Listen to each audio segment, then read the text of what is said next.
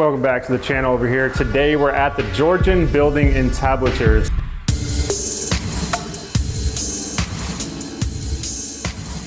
And that is what this is right here behind me. Everything from this kind of architrave cross-headed corner up is the entablature.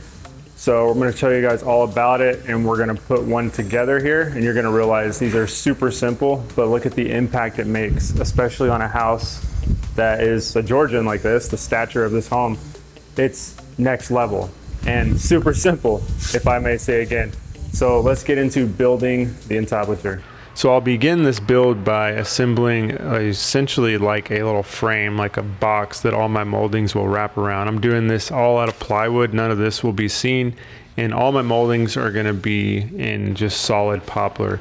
And right here I'm just using my little 11¼ by 1 inch rips to set an arbitrary mark and space out where I want my little blockings, my little supports. I'm basically making like little studs on this board that I can nail to, glue to, screw to. And this projection that I have here for how thick this box is determined by the casing and how much of a reveal we wanted when this entablature sits on the door header, or on the door casing as a header. So with that built, we'll set that aside, and the next board we will work on is our frieze board. This simply wraps around that frame that we just built. That's all it does. It's think of a baseboard wrapping around a corner, turning 90 degrees. That's it. What I will say about this is the height of this board, I ripped it down from I think it was like a 1x10, and I ripped it to, I believe, 8 inches. And I did that because I wanted the soffit board to sit right on top of this. Just for the ease of assembly, the soffit's gonna sit right on top of this. So with that frieze board glued together, we can then bring it to our frame and our blocking here. And you can see why I have all those little individual rips. That's gonna keep the frieze board rigid. It's gonna keep it in its position. It's not gonna allow it to pull in. And then once I have it there, I've got it flushed up at the bottom of our frame, and then I'm marking on each one of those little blocks. And that's gonna tell me where I need to stop my glue. Now I'm just gluing this. It's just, you don't have to, like I didn't glue that first one, but it doesn't hurt to glue it. All this stuff is gonna be screwed in. It's all gonna be compressed. It's not gonna go anywhere. I am installing this thing with 3.5 inch construction screws and then 5 inch trim head screws. So with that glue there, to help me sleep better at night. And yeah, we'll get this board in its position, and that just gets 18 gauge brad nailed into our little blocking studs there. And the height of that board that I ripped down for the soffit to sit on top of, you'll see that come together here. I'll put our soffit together, and our soffit is it's 4.5 inches wide, and it's just like a casing is what I think of it as. And just like a casing, I am going to have to clamp it together or pocket screw it together. In this case, I chose just putting some pocket screws in it so I could keep moving on and be efficient with this build. Pocket screws are like instant eternal clamps. Once I get them in position, I can keep going, and I'm gonna have a strong joint there. I could use like miter clamps for this, but there's like a 1 hour waiting period for that glue to set.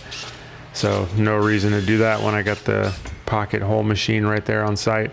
So with this, I can then glue this to the top of that board. And what I will say about this, I want to make a very strong point here, is if you're going to build one of these for your house or for a client or whatever, I highly recommend building like a 2-foot sample before you do this, because you're going to put one of these together and you're going to change your mind a couple of times. I guarantee it, with how big your frieze is, your reveals, all that stuff. Like even looking at that board, that soffit board, it looks way too big. But once I put this board on that I'm assembling now, or this molding rather, this is called a bed molding. Once I put this on, it kind of softens how wide that board looks. And you kind of got to trust the process. That's why I say build those samples, build those mock-ups before you go and build the real thing in a full piece like what I'm doing here, because guarantee you're gonna change your mind, the client's gonna change his mind, her mind, your architect might even change their mind. And funny enough, that's what happened. The entablatures that I built originally for this job, they were a little bit heavy, like pretty heavy, and on paper they looked good, but once I built them and we put them in the space, they were a little heavy. But the next board is going to be our fascia, and this one has that little cove drip edge, and what we're doing here is we're lining that cove up where it coves out on the other side. We're lining that up with the edge there of our soffit, and this is what's called an apophagy in architecture. It's going to make that soffit board look like it's all milled, like that cove is milled into it, especially when it's painted and it's all done up nicely when it's finished. It looks super cool. And that drip edge is comes from architecture. It's exterior feature, so that when rain comes, and there's not going to be any rain on the inside of this house, but when it rains outside, that little drip edge breaks the surface tension of that water, and it won't allow it to climb up those moldings and eventually degrade and wear out and rot away, especially wood moldings. Not so much of a big deal with stone, but wood moldings, yeah, it's a really important component, and it just looks good. It's functional. It's not functional here, but it just looks good overall. So I'm marking a 1.5" reveal here. This is where my crown is going to sit. This is our crown profile. And what I'll say about this is a standard, we call this a colonial. This you could get at any lumber yard in America. Like, I'm 99.9% sure. Even that bed molding, that first molding we wrapped. So this isn't a hard thing to get access to. You can find these moldings just about anywhere. These are 2 3/4 inch, almost like cabinet moldings, cabinet crowns. But the proportions of them work really well together. They're both, I believe, 2 3/4 inch. Now this piece right here, oh, and by the way, that crown, the technical name of it is called a cymatia. Now this next piece here is called a tinea, and this piece is just a little step in the frieze. And this piece, I will not put this on right now because I want to use it as a something that I can hide my screw holes with. So I'll go ahead and glue it, get it assembled, and make sure that it fits before I prime it. But I do want to leave it loose so I can screw it into the wall and then put it on, and you're not going to see that. So with our entablature complete, we can now spray some primer on it.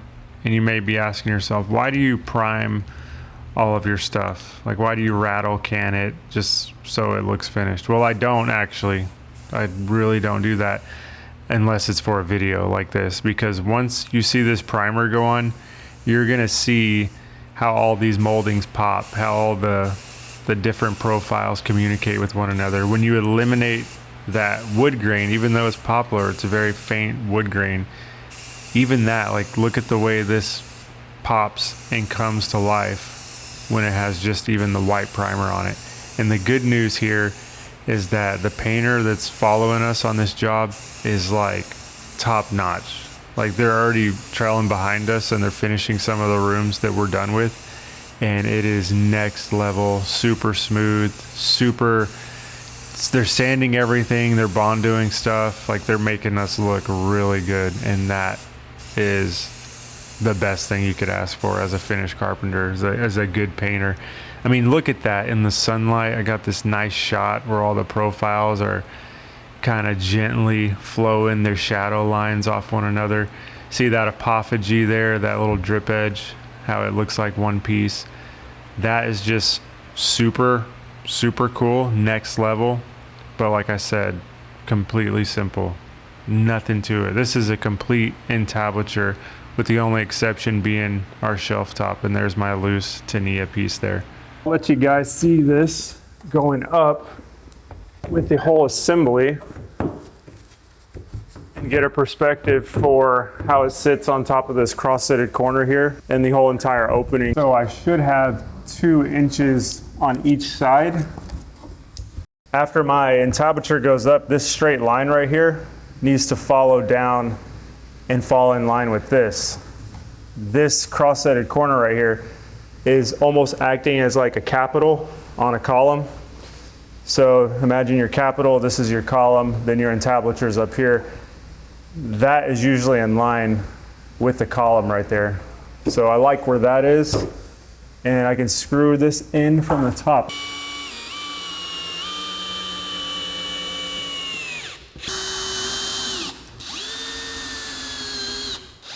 Dude, that looks good. My piece is a little off here, so I'm gonna remark it. Whenever I primed it, since it was loose, it kind of just like blew in the aerosol spray of the primer. So I'll mark it. That'll tell me where I can screw in above that line. And to get through this, I'm using these 5-inch trim head screws. Just gonna grab and pull it tight at the bottom. Let's see, it's gonna be the tricky part though, finding that stud. Actually, I'll be into a header right here, clear into a header. I should be fine. Just right above that.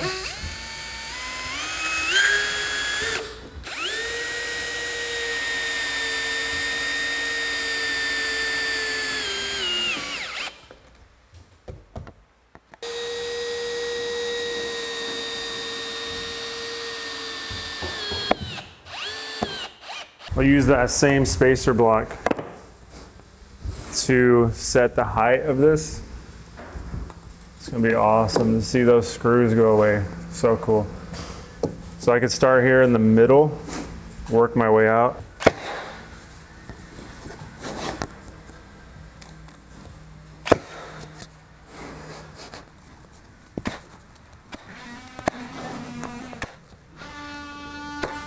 Always want to carry a can of primer in your back pocket, just in case you have an issue like this.